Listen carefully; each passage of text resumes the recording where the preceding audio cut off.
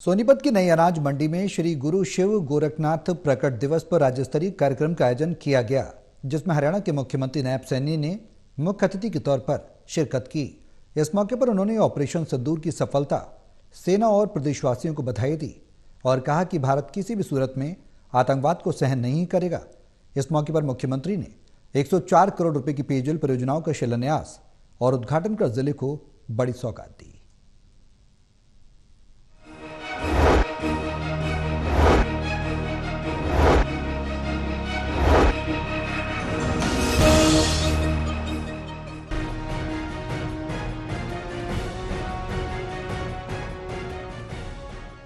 सोनीपत की नई अनाज मंडी में आयोजित गुरु गोरखनाथ प्रकट दिवस के मौके पर प्रदेश के मुख्यमंत्री नायब सैनी ने बतौर मुख्य अतिथि शिरकत की। इस दौरान मुख्यमंत्री को सोनीपत कार्यक्रम में पहुंचने पर फूलों की बड़ी माला से जोरदार स्वागत किया गया। वहीं सीएम ने गुरु गोरखनाथ को नमन किया और जनसभा को संबोधित किया।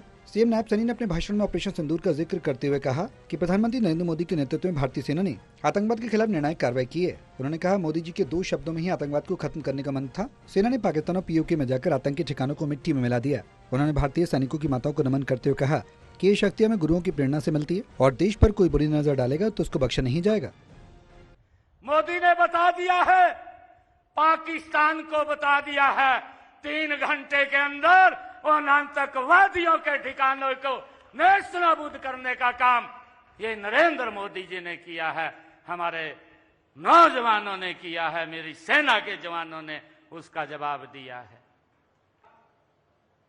ये देश एक कभी भी आतंकवाद को बर्दाश्त नहीं करेगा।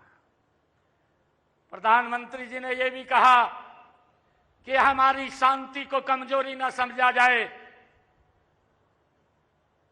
शांति में शिव भी है, शांति में शिव भी है, अशांति में रुद्र प्रचंड भी है।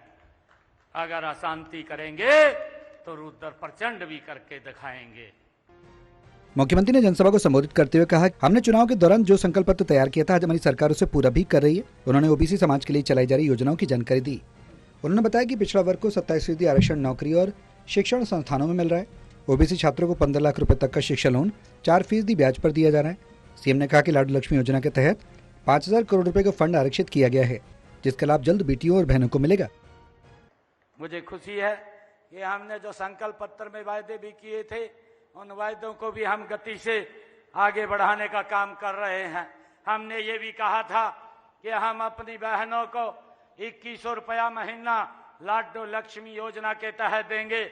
उसकी इस बजट सत्र के अंदर मैंने अपने बजट के अंदर भी इस बात की घोषणा की है और मैंने कहा कि 5000 करोड़ रुपया मैंने लाडली लक्ष्मी योजना के लिए सुरक्षित रखा है।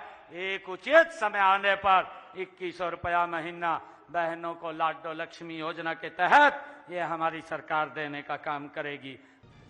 सीएम सैनी ने मंच से पाकिस्तान को नसीहत दी और कहा कि भारत ऋषि मुनियों का देश है और यहाँ शांति है, लेकिन अगर कोई शांति में बाधा डालेगा तो फिर विध्वंस करना भी भारत जानता है। मंच पर योगी समाज द्वारा मुख्यमंत्री को त्रिशूल भेंट और पगड़ी भेंट की गई।